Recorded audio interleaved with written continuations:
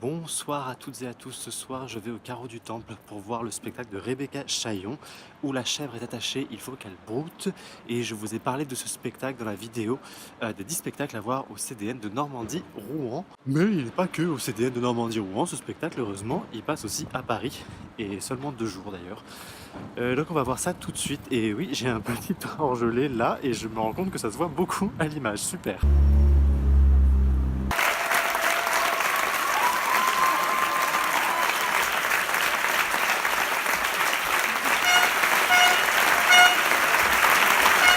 Bon, c'est extrêmement dense tout ça. Je vais ordonner tout ça dans ma tête pendant le trajet. Je pense que c'est assez compliqué en fait de parler de ce spectacle parce que déjà parce qu'il est fait par Rebecca Chaillon qui connaît bien mieux que moi les sujets de féminisme, de racisme et de tout ce dont il est question dans ce spectacle. Le gros point positif, c'est que c'est un spectacle qui m'a fait réfléchir. Parce qu'on va sur un terrain, donc qui est le terrain des femmes qui jouent au foot. Qu'est-ce que ça veut dire? Qu'est-ce que ça représente?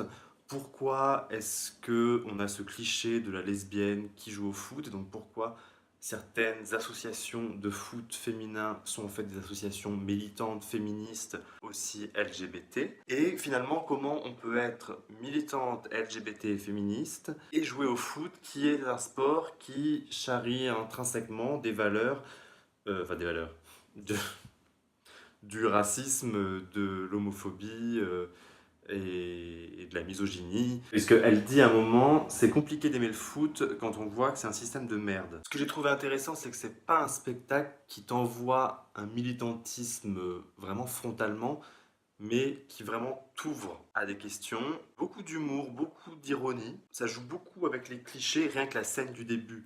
Elle est là, Rebecca Chaillon, sur un gradin d'un terrain de foot. Elle boit des bières, elle fume des clopes et elle commande des pizzas. Elle est posée. D'ailleurs, elle est posée très longtemps parce que ça a commencé genre 20 minutes en retard. Elle est restée genre 45 minutes à boire des bières et à fumer et à manger de la pizza. Ça doit être sympa à faire comme spectacle finalement. Bref, ça c'est le cliché qu'on voit dans la culture mainstream du supporter de foot. Et je le mets au masculin parce que c'est le cliché du supporter de foot. Tu vois pas dans les films ou dans les séries des filles faire ça. L'angle que j'ai trouvé intéressant, c'est que c'est à propos d'être, d'avoir été assigné femme, enfin d'être né biologiquement femme. On parle ici des personnes qui ont une vulve. On parle pas du genre féminin. Ça implique de grandir et d'être perçu en tant que femme. Et d'être assigné en tant que femme avec tous les clichés que ça implique.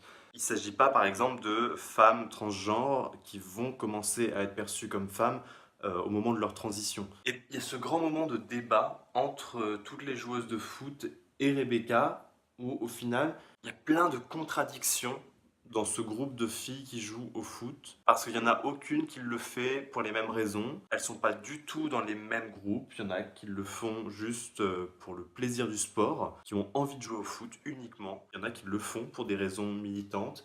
Il y a aussi cette fille qui, étant lesbienne, n'a pas voulu jouer au foot parce qu'elle trouvait que c'était cliché une lesbienne qui jouait au foot, mais en fait elle se rend compte qu'elle a envie de jouer au foot et donc elle avait assimilé ce cliché, cette homophobie du cliché de la lesbienne qui joue au foot. Après, là où j'ai quelques problèmes, c'est quand même, je trouve qu'il y a pas mal d'écueils de mise en scène. Par exemple, moi il y a un truc qui me saoule de plus en plus, c'est que pourquoi systématiquement 70% des spectacles de jeunes créateurs et créatrices, au bout de 20 minutes de spectacle, tout le monde se roule par terre, dans la boue, avec de la peinture, se crache dessus. Quel est ce besoin de se salir le corps au bout de 20 minutes de spectacle? Je trouve que c'est un recours un peu systématique pour exprimer certaines envies, certaines rages et certaines pulsions, qui est un peu dommage.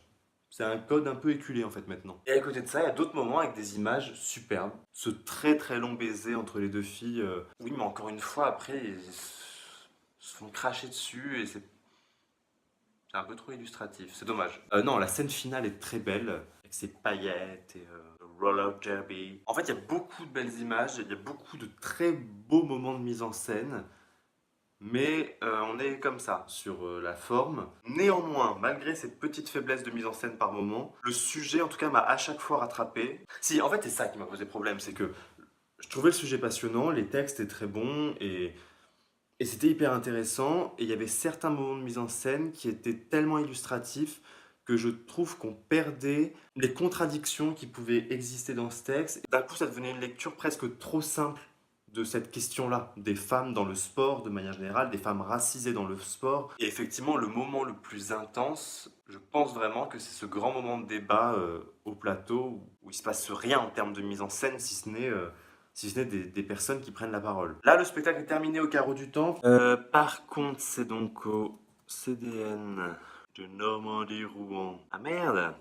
C'était les 20-22 novembre à Rouen. Bon, bah, je sais pas où c'est après. Si vous avez l'occasion de le voir, en tout cas, n'hésitez pas, parce que quand même, c'est quand même précieux ce genre de prise de parole. Fait avec une très grande sincérité. C'est aussi pour ça que ça passe si bien et qu'on oublie rapidement les petites facilités de mise en scène par moment. Alors si, par contre, moi, ça m'a quand même conforté dans un truc, c'est que le foot, c'est pas du tout pour moi. Allez, à bientôt.